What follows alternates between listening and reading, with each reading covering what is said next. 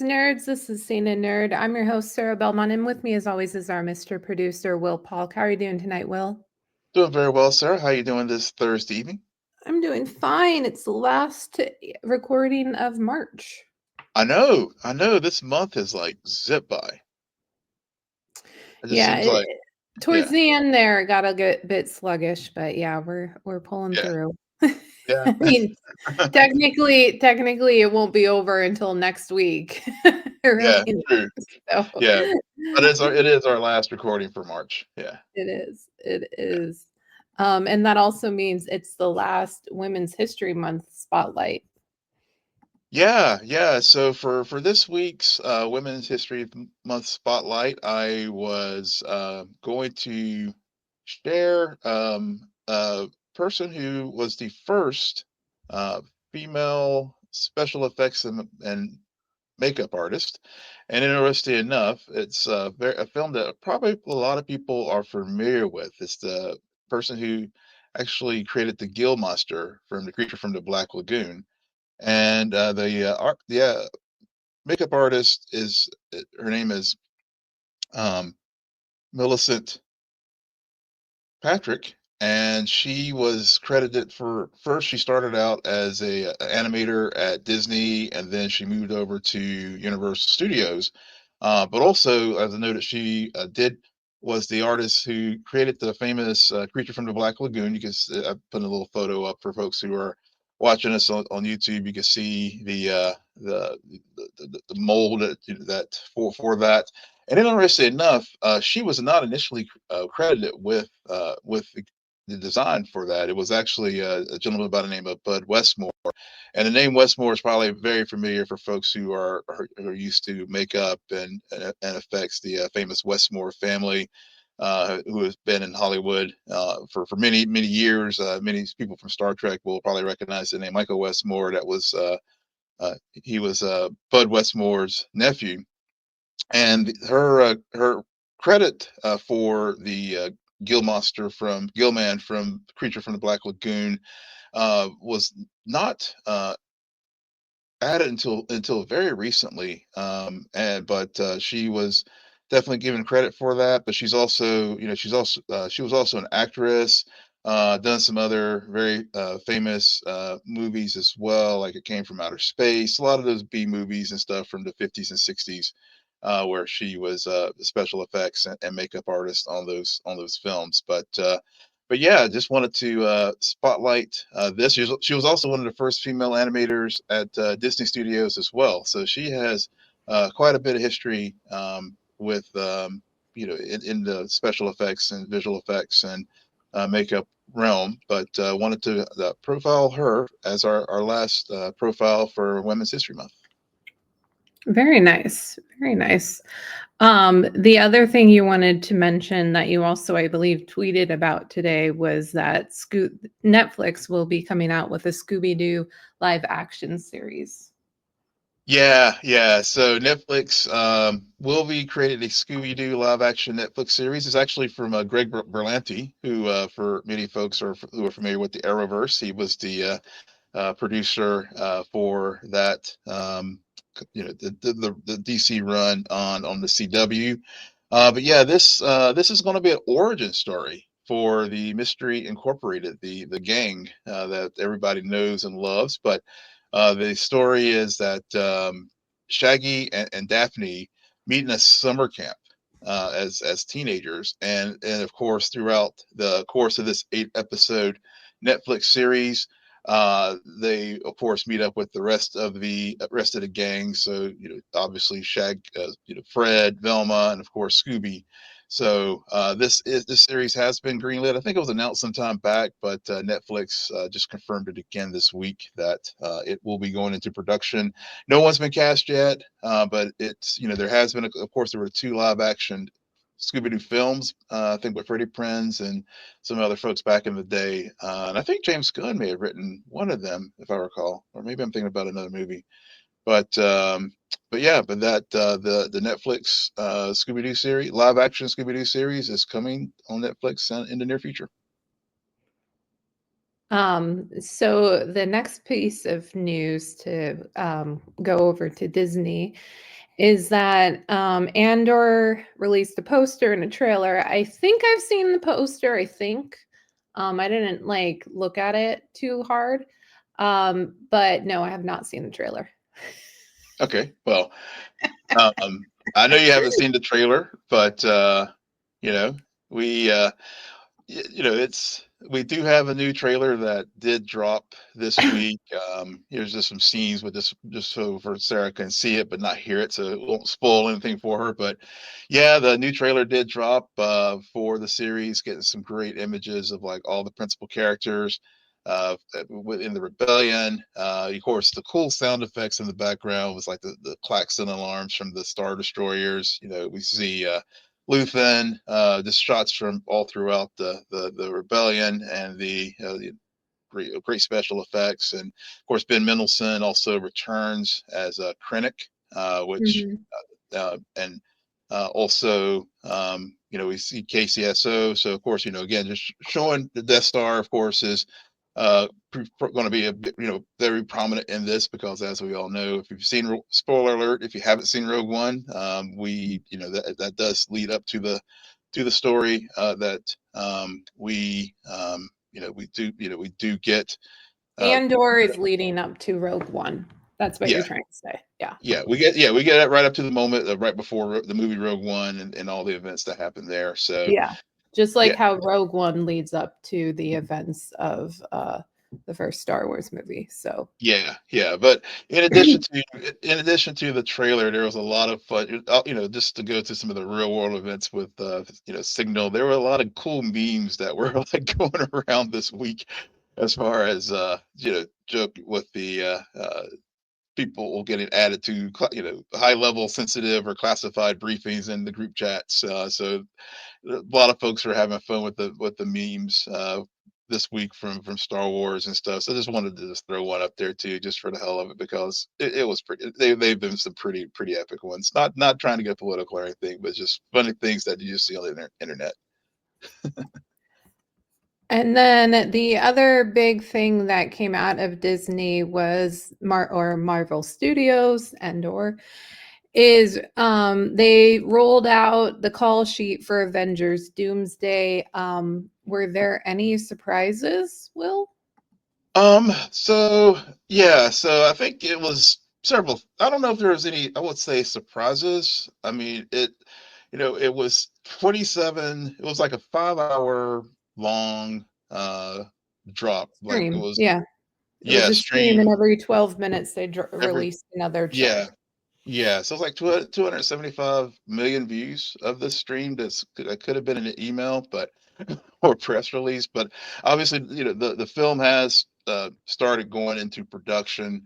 So I think Disney was probably smart to just to go ahead and just roll everybody out. And of course, the because to avoid any like spoilers from set photos, there was, as a note, as far as any surprises, no. I mean, they did pull back several folks from the Fox X-Men uh, franchise films. So, as far as Patrick Stewart is returning again as Professor X, Ian McKellen is going back as Magneto. We do see Gambit, who was, of course, was in Deadpool and Wolverine. Mystique is also going to be in it.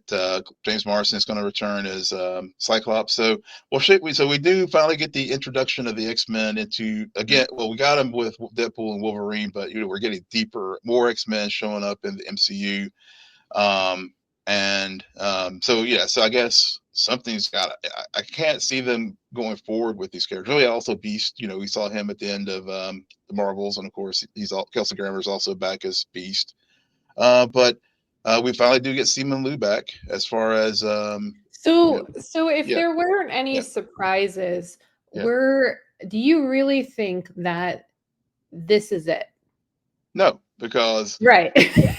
yeah, because Robert Downey, yeah, so Robert Downey Jr. actually did, like, after, of course, he was at the end of this 5 hour Yeah. casting call, and then he did like drop on Instagrams like, that's what you call a deep bench of talent. Actually, it's more like a row, but an extra long one. That must be it, right? And then Marvel Yeah. Studios, like, responds back to him, "There's always room for more." Because a Yeah, lot of yeah, folks are like, yeah, because there's a lot of characters who are not don't have a chair, and worlds, and also the X-Men stuff for me. I mean, we can only play in that universe, in that sandbox, so many times. And I think what a lot of us, or personally I want, is I want to see the new X-Men. Like I want the new guys. So I foresee them just being on in their world, and then that world getting wiped out. yeah, yeah. I completely see that. I know yeah, and I know folks were also uh, say made the point that, well, looks like, speaking of, with the Thunderbolts, and that's coming out, pretty much everyone from that film looks like they're going to survive. So I know some people were like, well, that maybe lower the stakes for the film, but Oh my god. Like, yeah, if you think going into that movie that someone is going to die, like, yeah, really? I don't understand. That's not the point of that movie. And that yeah, that movie is not going to set up stakes for Doomsday, okay? If you can here's the thing. So let me think about this. With your logic, Fantastic Four is mhm, also lowering the stakes of Doomsday too, right? right, Right? yeah, So that's just, I yeah, understand it, and personally, as someone who always calls out when they lower stakes, I can appreciate it to an extent, but it's just like, ever since they released the plan, and you knew it was going to be like Fantastic Four was going to be released before Doomsday, and oh yeah, not only Doomsday, they're putting the word Avengers. You hmm, can pretty much guarantee every character introduced up until then is going to be seen in that next movie. Like, they're yeah, bringing back Robert Downing Jr. Talk about lowering stakes in this universe. But yeah, whatever, I digress. yeah.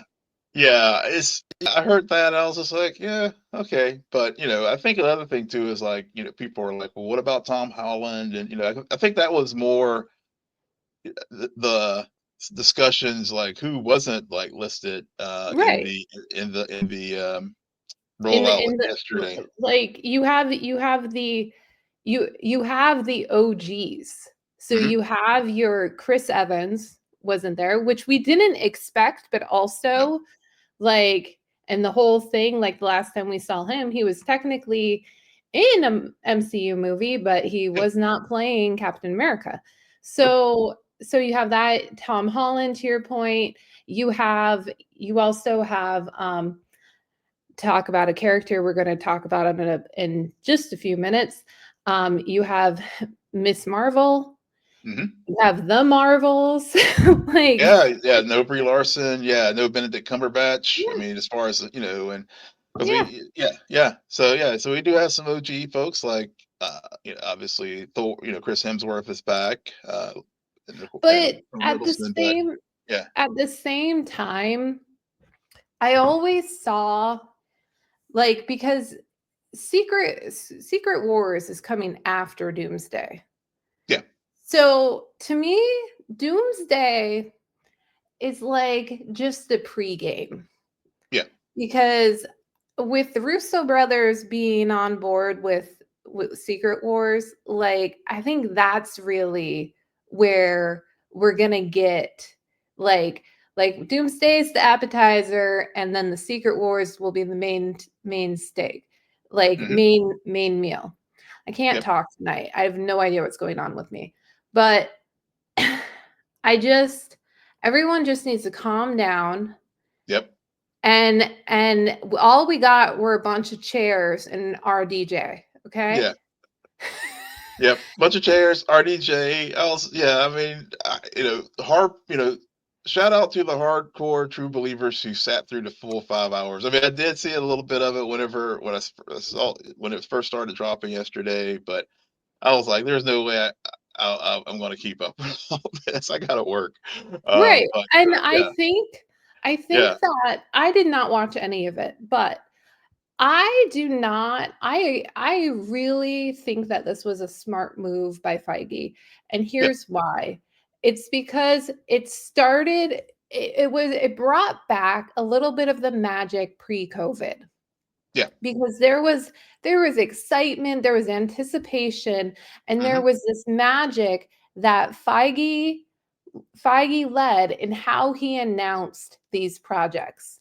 Yep. So to take some losses in the last few years and to brush off and push all your money back onto RDJ, Yep. all the chips back onto RDJ,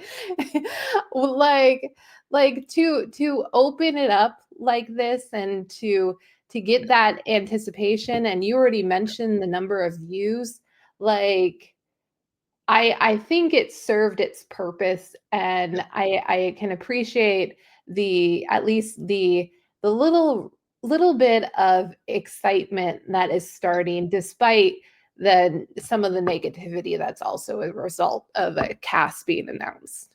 Yeah, yeah, I completely agree with you. I think it definitely it did have that old school Comic-Con, you know, event watch where, you see the things drop and you get the announcements. I completely agree with you. It did feel like old school MCU days back, phase 1, 2, and 3, vibe for sure. And I think that's, Yeah. obviously that's what they need because, Captain America, Brave New World was a mixed bag as far as critically and with the fans. And I mean, I think as you noted, we're going to be talking about Daredevil and some cameos of Miss what- Marvel. We can Miss say it. Marvel from Like, this one. Yeah, why hide yeah, it? yeah. Everybody knows. No, no, no. I know. Yeah, I know. But Yeah. yeah, but my point being that uh, you know, this was like a good way to get the excitement back. Also, given that the film has started production, as I noted before, it also avoids any spoilers as far as set photos and that kind of stuff, so they were Uh, able to take control of well, the narrative. Well, not really, considering what I said a few minutes ago and what you also said that RDJ even confirmed, like, this isn't the full list. No, no, but my point So is, we got Toby yeah, Maguire hiding out somewhere in a caravan, just no, waiting to no, go. yeah, I mean, no, but I think even when they do the next round of announcements, they're gonna do it like they did today, like they did yesterday. Whereas, I see. I don't see them going mm, back to this. That would be I dare say a misstep, but that would be weird to me. You yeah, do this once. You do yeah, this once. maybe not the chairs, but I do, but there may be some type of like planned rollout of the next round of people who are going to be in this film, or I don't think you need to you can't give it all away. yeah, Like, you really so I hope they're keeping some secrets, because I don't want to know. I don't yeah, want to know some things going yeah, into Doomsday. yeah, But what I want to say before we move on is just that, like, I think at the end of the day we have to remember, because yeah, we got Captain America earlier this year. We got Thunderbolts next month or in May, and then we got Fantastic Four. Like, this is an Avengers movie though. So yeah, I think that's also why they're making a big deal, just the fact that it's in production. It's like the Avengers mhm, are coming back, and that's a big deal. So it's not just that this is Doomsday movie, it's the Avengers Doomsday. yeah, So I think that's also why it's getting this extra rollout, and why Tom Holland wasn't announced, because we all know he spoils everything that happens in Avengers movies. So he has well, not even seen the script. yeah, well, and yeah, there's that. Plus, I He think, doesn't know he's going to be in it either. They're just no, going to surprise him one day. Well, that's just it too. I mean, yeah, I mean that's the other piece too. Is like some people like Chris Pratt and other folk. People are working on other projects, and as far as Tom Holland, I think the Spider-Man 4 may be in between these films anyway. So they may be holding some of these characters back for Secret Secret Wars. Wars. Yeah, So yeah, absolutely. You're not going to get everyone in yeah, Doomsday. yeah. But we're not going to spend 2.5 hours with Patrick Stewart. I love you, Patrick Stewart, but we're just No, not going to do that. no, exactly. So, well, in the near future, we will definitely continue to do more of a deep dive into Doomsday and what it all means. But before that, we have not one, but two episodes of Daredevil Born Again, starting things off with episode 5 with interest. A day in the life of Matt Murdock gets intense, forcing him to team up with a familiar face, aka Kamala's dad. Kamala's dad is in the bank. Um, Will, what did you think about this episode? You know what? I actually really liked this episode. I really did. It was it was true. It was a true bottle episode in the sense that was. We take a little break from Matt's. It's a day in the life of Matt, and I really liked that we did that. It was also, I will say, the scenes with Kamala's dad at first, they did over. That was probably for me. I enjoyed them, but they were not my most favorite part of the episode. At least the beginning scenes. Now the scenes when they were later in the vault and stuff, and with that, I like those better. But overall, I really enjoyed this episode, and it was also, I think the only episode that didn't get like retooled in the creative overhaul that they did uh, with the series. That makes sense because I was thinking about it leading up to getting on this recording with you, and I was like, Mm, I would argue not just this episode, but both of these episodes, out of all that we've so far seen this season, are the most Disney Plus-ified. mm, Um, yeah, and yeah. take do not take that as a complete criticism, okay? Everyone hold your horses. I did enjoy this episode and I enjoyed the next episode as well. I'm just saying that I believe because of the cameos, because of the name drops, and because of the lack of our more violent characters, specifically in episode 5, it felt very much more like between the comedy and some of the action and also just the whole structure of episode 5. It's very much they it makes sense to me when you said like this is the least reworking they had to do out of all episodes that they had shot. So I don't think it's awful in any way. Like I said, I was engaged full time. It was a nice breather. Um, I didn't mind anything. Granted, the whole time I was just like, okay, so how does this work with episode 6? This Mm, is just, mm, I was like in the back of my mind, I'm just thinking about this because that leading up to now, everyone was we were kind of talking like why episode 5 and 6 are being released at the same time. yeah. Like that gives the impression, oh, part 1, part 2, but that was not the case. And that led me into another thing or another takeaway I had about why these two episodes, having them back to back, worked, Hmm. albeit did to an extent feel a bit out of place simultaneously. Like it's weird. I wouldn't say it was like they were trying to um it didn't go too far off course, but at the same time, there were some beats where I'm just like, oh, okay, this feels like just out of place. And I think that, though, what I came to is that these two episodes really built the world.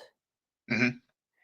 It was more world building. I mean, and that's crazy to say because the episode we're talking about right now with interest is a one off where we just follow a day in the life of Matt. Now, granted, saying a day in the life is a bit of a stretch because it kind of implies every day he goes into a bank and it gets robbed.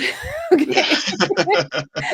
That's not Yeah, he's just like, necessarily yeah, he's just like, I just need to get, get a loan, and and they yeah, having this conversation about he's over leveraged, and right. yeah, yeah, Yeah, but that's not that it's just it's funny to me. Like every day he manages to find himself in a circumstance, but that which leads to him trying to save somebody, which kind of for a superhero episodically that is the structure of mhm, this storytelling. Like a day in the life of a hero is always trying to save someone at the end of the day.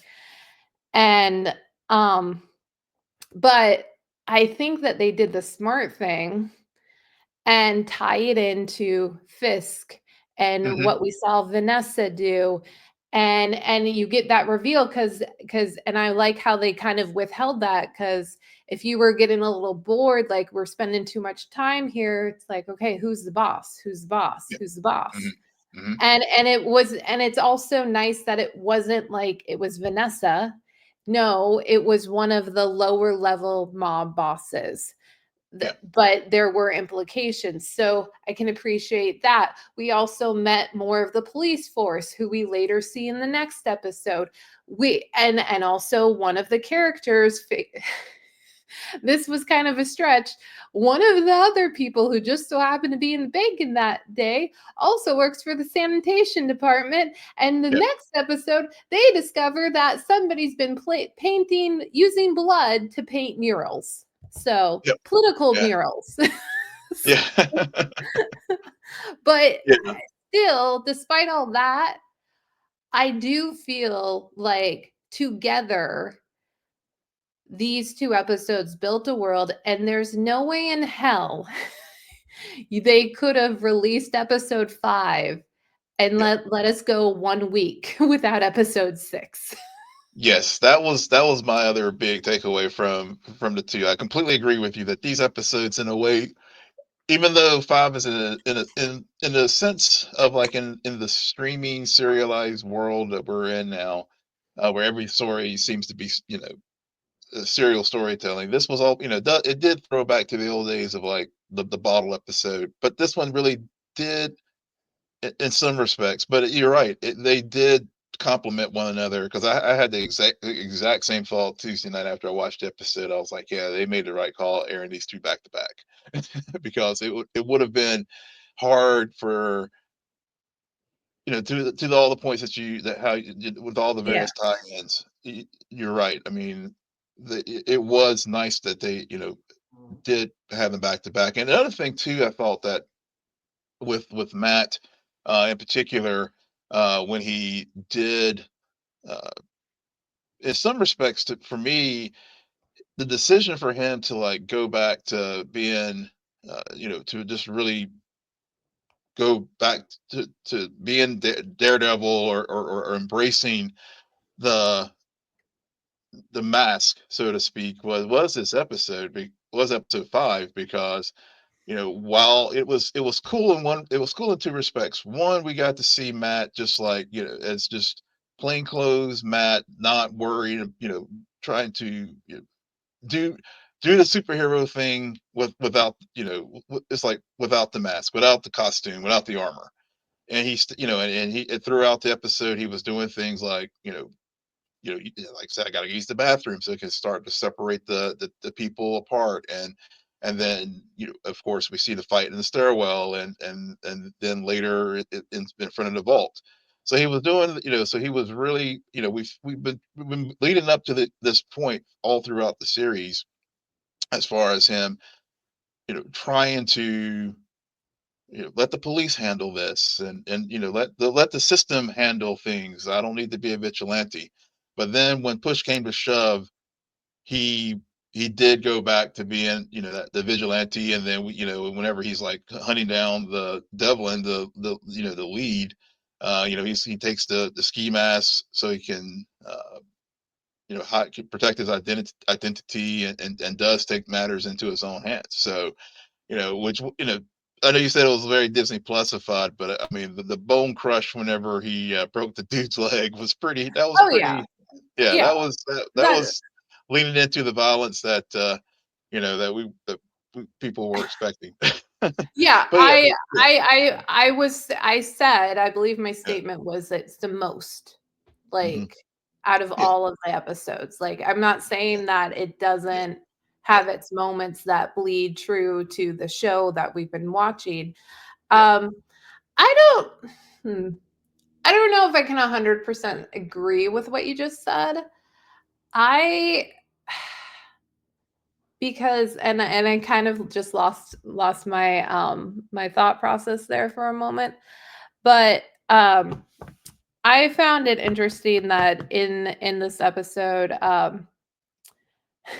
for some reason, I really like the point about him being Irish and an Mm, orphan, yeah, and a character straight out of Charles Dickens, yep. because in this series, Born Again, in the Born Again series, we have not spent a lot of time like fleshing out the background of Matt Murdock, hmm because we have 3 previous seasons of Daredevil to do so. Yeah. But I felt like it was interesting to bring that up, and then to have the robbers also to be Irish, hmm and to have it be on Patrick's Day. hmm And I felt like, and maybe this is what you were getting at, is like majority of this episode, he's still the Matt who we've seen since Foggy's death, hmm and still, like, yes, using some tricks, but not 100% out of the realm of when we saw him beat up those 2 cops, hmm because they were trying to tamper with the witness tampering was going on. But it was really, when it's interesting though, when you have the ending moment of the, like, we already know he it's not like they took the diamond. hmm This guy is getting away, but I mean, he at the end of the day is going to get away and probably going to get killed by his boss because his whole thing failed. So he's already a loser, but Matt decides to not be a vigilante, in my opinion. And maybe this goes more into like why he needs to not be a vigilante. It's because he decides like he needs to run this guy down and then break his leg and do all of this stuff to him, and put on a mask just because he's angry. It's more of a vengeance. It's like you put these people at risk. The guy did, and also keep in mind, so this villain did not murder anyone in the bank. No. They threatened, but they actually never pulled the trigger on anyone. Everyone made it out alive that day. Yeah. So, and the diamond at the end of the day, Matt took and left it at the bank. So nothing was stolen either. Yeah. So it's interesting, like, if you really analyze that trajectory, I feel like this episode then serves more as an examination of how, of that nature that Fisk has always been talking about. Like, Mhm. you have these abilities, but and you think you're getting justice, but really all it is vengeance. Mhm. And then Yeah. to that point, if that's true, then what really was he trying to get vengeance for? The guy didn't, at the end of the day, the guy didn't really do anything. He may have hit Matt a few times, but come on. Well, I mean, he did. I mean, He did. I mean, they got.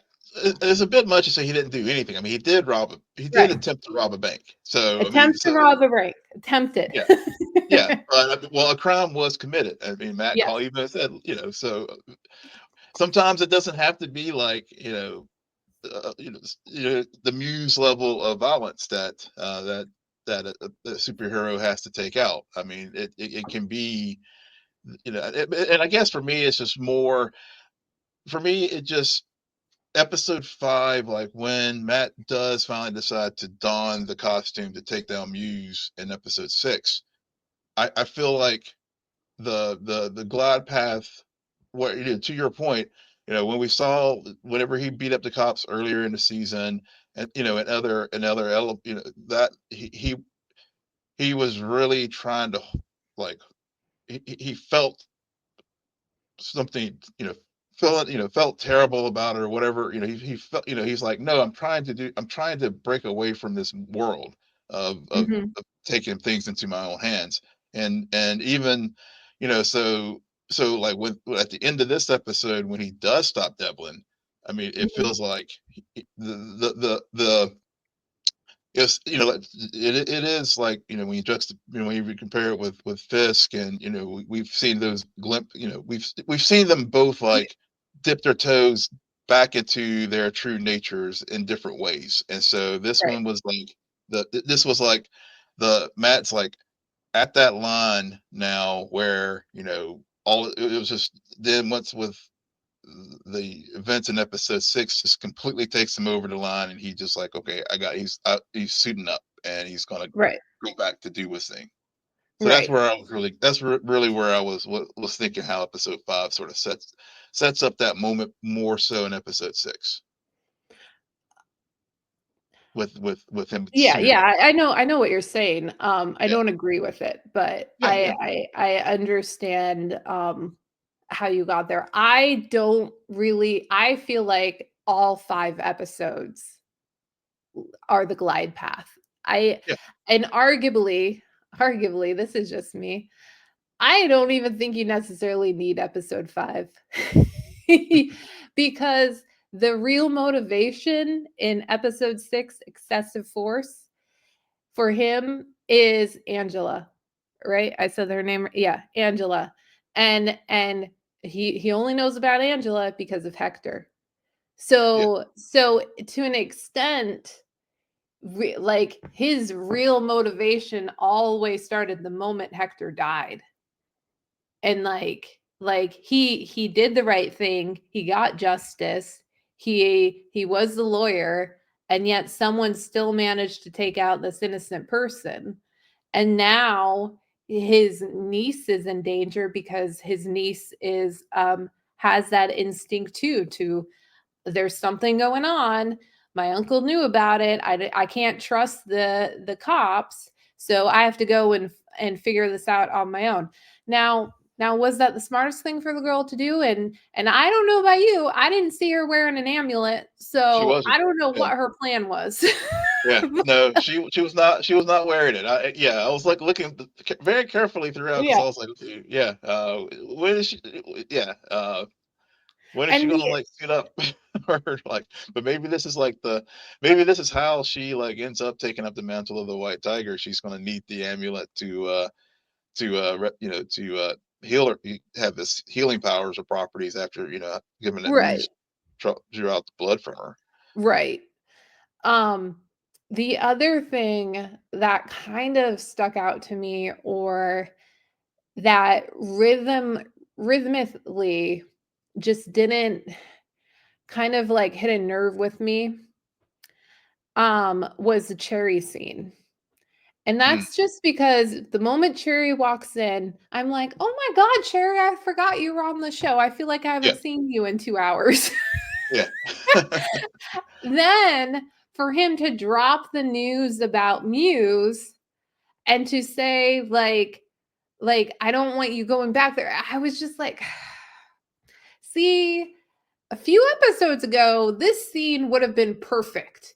Make a mm, lot more sense to me. But because I haven't seen Cherry interact with Matt, or even like Cherry and Matt have conversations about why, like Cherry is Matt's sober coach, okay? Yeah.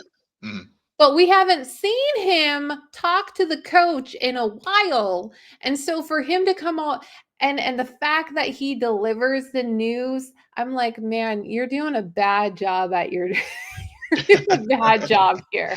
Why would you know he can't let that go? I just that kind of I love Cherry, and I really liked him in like the first few episodes where he was a consistent character.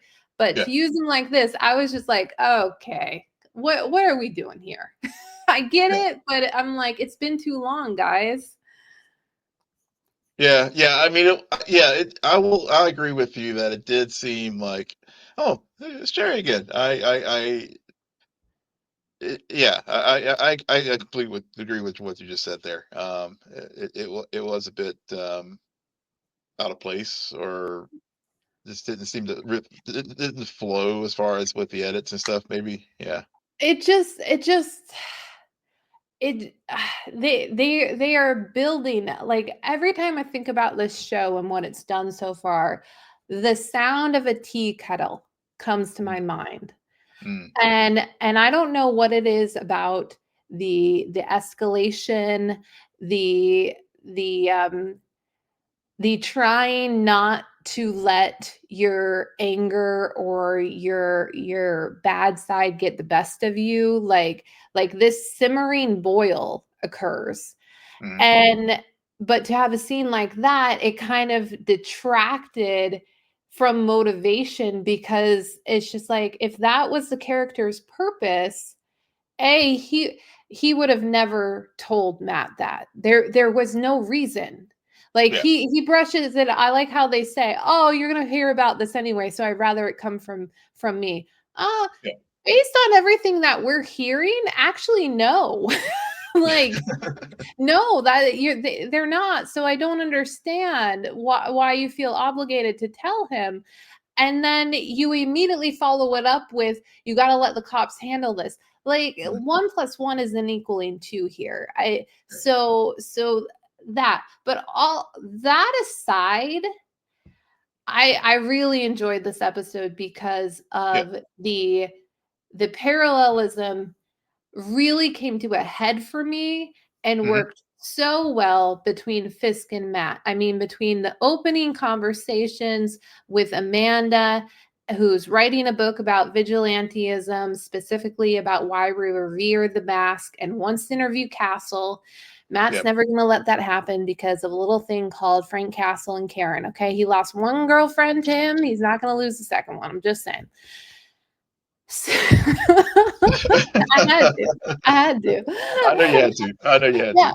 yeah, and then to fast forward to the ending with between the Muse and Daredevil showdown and the Atom and Fist showdown, like it worked so well. I love me a good book endings, and to fact that they took both of these characters, it really this whole show really should be called Daredevil and Fisk Born Again.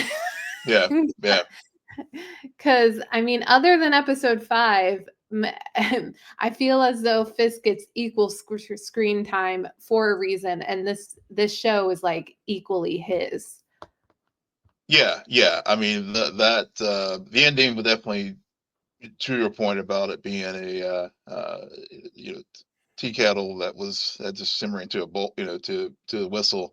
Really, this was a whistle moment Mhm, for both of them, because when you think about throughout with Fisk with this episode, we have Luca, barging into the mayor's office, and just not showing the respect not only of the mayor, but also just the fact that this used to be the kingpin, and just how the thing like with Fisk, and and of course his relationship with Vanessa throughout, and what we saw with them, and then throughout the series, uh, impotence is the word that comes to my mind, because he's neutered, from the from he's been, and and it shows, and how the people interact with him, and even whenever even with the rich people there in town, how they treat, how at the fundraiser they just was also very dismissive of him. So it's just so many levels that we've gotten teases from, to your point, as we were talking about earlier with runways, to this moment. We do get those throughout the series with Fisk, and we talked about the food and stuff, and as he's whenever we when he goes down into the cage, and and we see the evidence of him indulging in his appetites. We see the real reaction to it, not only with the fight, but also his suits are starting to tear now because he's putting the weight back on. So it's just so many those visual cues and as things that just remind us as far as who these two gentlemen really are as far as their true natures. Yeah. Yeah, definitely. Anything else? Yeah, I mean, as far as it, like, I do, to your point earlier too about the world building. We also saw the tie-in with the Hawkeye with the swordsman. First with the BB, and then of course, as I was mentioned, the rich folks. We do see the swordsman without his mask when he confronts Fisk, and their little dialogue there at the fundraiser as well. So yeah, so again, you're just want that again, it's just showing how this they are world building and tie-in. Not only we of course we got the Miss Marvel tie-in in episode 5, but we also get the Hawkeye uh tie-in again, not only with the not only with this, but also an echo as well, as far as with this being shot, and and how things have um, how his relationship and stuff with Vanessa changed from all that as well. Yep. I did not recognize the swordsman, just saying. Yeah, yeah. Well, It's when I fine. saw him, I was like, when I was watching the episode, I was like, that dude looks familiar. I was like, because I remember BB's report with the swordsman earlier, and then when I saw the character, I saw them talking there at the fundraiser. I was like, who is this guy? I know that face, and then so afterwards I did look it up, and I was like, oh, it's the sword. I put the two things together because I was like, yeah, I know this guy. I just can't remember where I saw him from. But it's been so long since I watched Hawkeye. And I only watched it just watched it once. So he was Yep. the stepdad. Yeah, Yep. yeah. All right. Well, that leads us to your friendly neighborhood Spider-Man. We have another 2 episodes. Episode 3, Secret Identity Crisis, and episode 4, Hitting the Big Time. Really, to sum up these 2 episodes, it is about Peter teaming up with Norman Osborn for better and for worse. And also Lonnie becoming a gang member inadvertently, or vertently, Yeah. very vertently, choosing to in order to save his brother, becomes a gang member, um unfortunately. And at the end of the second episode, we get the reveal that Dr. Otto Octavius is behind the tech that has been going around that we've seen previously with the arsonist character. Mhm. There's some tech happening that is trying to amplify people, and give them abilities, but unfortunately, they don't know how to use it. So that's how Spidey and Norman are able to outsmart them. Oh, and then of course, all the Osborns have to know that Spider-Man is Peter Parker, because Yep. it doesn't take too long for Harry to also know the identity, but that was just a matter of time. Um, I think that these episodes are good in Mhm. the sense that um it's interesting to see Norman and Peter team up. Just this, like they're doing a good job with Norman, Yeah. because we're not getting the story that Harry and Peter grew up together or had some kind of long-standing friendship. No, this is mainly in the first episode, we see Peter save Harry, and that leads to Norman wanting to know who this hero is. And also, what I really liked was shout out to the Sokovia chords. Yes, yes. Like, Yeah, wow. I did not expect them to be brought up in this show, and they were, and they're also somewhat of a background threat mm, because that Peter's worried about, but Norman feels as though he can keep them at bay. yeah, And preventing Peter from revealing his identity to the only the 5 people in New York who at that point won't know who he is. yeah. Yeah, I did like that too. That with the Accords and that was a nice again as far as world building and tying everything together. That was a great shot. And I guess too for me, I was just like, now wait a minute, with the Accords, I think this show is it is based in another version of maybe in a Yep, different universe, different but world. different world, but it was still just nice to like see, some I guess to use the term the Nexus events, that use the MCU parlance and Marvel parlance. It was cool to see that. Yeah, it brings almost a sense of, because what after they brought it up, and then I was like, okay, so what's going to be different? And then Hmm. they mentioned the airport. I'm like, ooh, interesting, Yeah. because Spidey was at that airport scene, but now he's not. Yep. So, like, it's more about, okay, how is this diverging? Hmm. Because I don't think this is a nexus event either, because of the differences between the 616 storyline Yeah. and what we're seeing here occur. So it again, and I think I said this when talking about episodes of 1 and 2, only now it's more of the MCU and universe where it's like it's familiar, Hmm. but we're not repeating these beats. Yeah. We're Yeah. telling a similar yet different story. Yeah. And Yeah. and also, okay, again, similar yet different story. I can't be the only female watcher who watched this and did not think, "Oh, I get it. Norman is the boss from Devil Wears Prada." And we're getting the full Anne Hathaway fashion, multiple outfit sequence going on here. Like, and one day Peter's going to find one that fits. Yeah. Like the montage of the suits.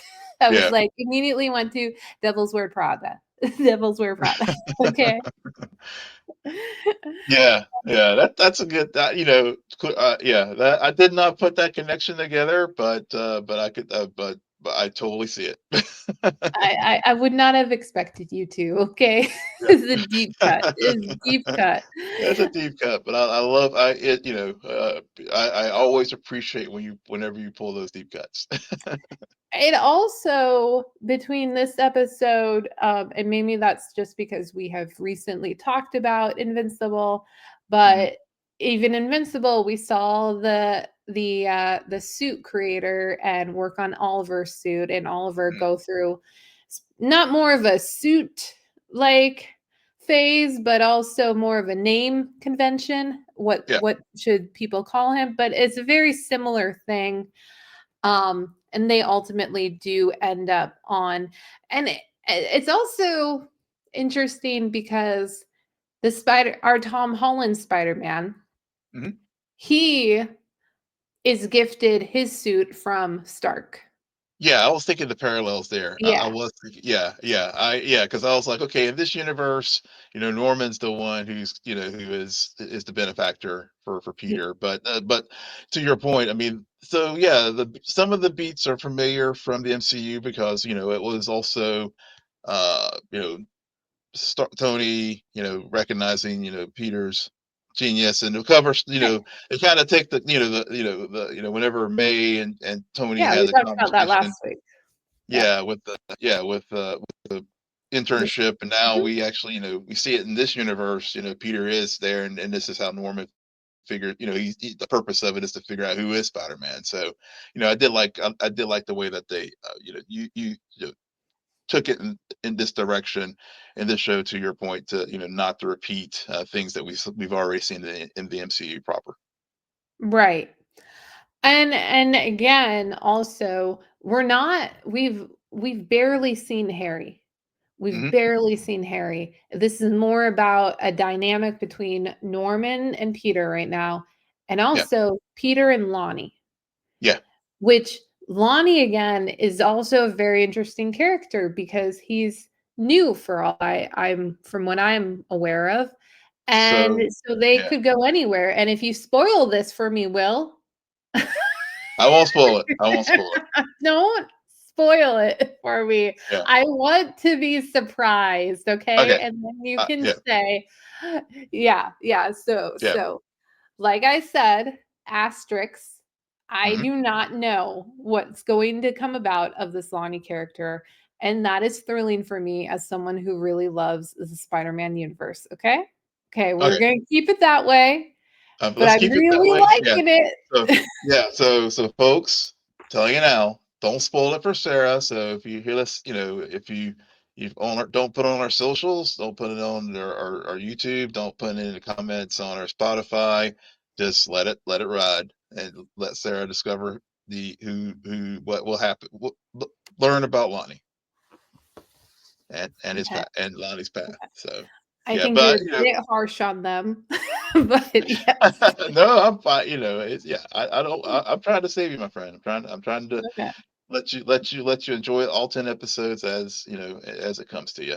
Yeah. But yeah, speaking of with this story too, with just like with Big Donovan and also how he was using Lonnie, with the Scorpions. It really was like the whole point of when Lonnie, was basically traded himself for his brother, but also like when he became the runner, and he basically sent Lonnie to the other territory, so to basically lock him in so that he is he Big Donovan owns him now, and use he's like and we see the impacts of that with Lonnie, as far as now he's like he's starting to interfere with his studies, and they know he's this the superstar jock and all that kind of all those other things, and the fact that he can't go, even if you try to get out of New York, the Scorpions are going to hunt him down, and also the fact that the Scorpions, that Camilla was actually the number two, there's still another person in the hierarchy who's even more dangerous than Camilla. So, it really, again, they really are just laying the foundations for so many things and so many places where this story can go. I really did like that about the fourth episode. Yeah. I am again, I feel very similar to how I felt last week about the first two episodes. The show is Mm. so far being very consistent, and I Hmm. hope it stays that way. Um, and I'm definitely not overwhelmed, or nothing has Yeah, been yeah, overly surprising. Yet at the same time, I've yet to be disappointed. And there yeah. is they still have maintained whatever it is, and I don't know what it is exactly, Will, but they've still maintained the charm of Spidey. Yes, yes, There's a yeah. I mean, charm. the charm, yeah. I was thinking of like in episode 3 with the jokes when he was like with Speed Demon and Tarantula, and he, it was just that the charm, the jokes, yeah. I think that's the thing, that's to your point about it being consistent. Because I also thought about like the old Spider-Man show from the '90s, as well, that had that charm that Peter just oozes, and I think that's what makes this show very engaging for me. Yeah. Um, and, I and entertaining.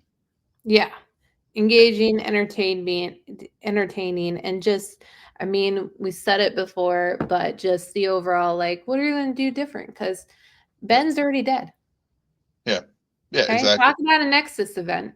Yeah. Ben is already dead. So Yeah, yeah, so so and also The last time this has happened where we introduced to a Peter Parker where Ben had already died, well, somebody else had to go. So I don't know if it's going to Mhm. be the same character this time around or if it's going to be a different one. Yeah, So Nico, you yeah, better watch out. yeah. But yeah. Yeah, but that's the other thing. Yeah, speaking of Ben, I did, with Ben and Peter and May, with seeing Ben, how the camera and the bills, so Mhm. all the things that that we're familiar with this with the Spider-Man mythos, we're seeing those put out there in the series, whether it's just a visual cue or or a prop, like we see the camera that eventually will be so we'll see J. Jonah Jameson down the line. So so it's, again, I just really, yeah, they're taking a very familiar story but adding their own flavor to it. Yeah. Yeah. And not going too extreme either. Right. And so it's they're walking a fine line and they're doing it well. Mhm. And next week we will have double the episodes. No, we'll have 3 episodes to talk about. Yep. As Daredevil Born Again will get back to 1 episode a week before it finishes. So stay tuned for that. And on that note, Will, why don't you tell our listeners where they can find you? Yes, you can find me on all the socials at Will M Polk, WILLMPOLK. And you can find me there too at SJ Belmont, SJBLMONT. Please follow our crew at Scene and Nerd on X, formerly known as Twitter, and on Blue Sky. Friend us on Facebook, follow us on Instagram and threads at scene_n_nerd, and visit our website, www.sceneandnerdpodcast.com. But most importantly, rate, follow, and comment on Apple Podcasts, Spotify, YouTube, or wherever you get your podcasts. Good night, Geek Out. You're welcome.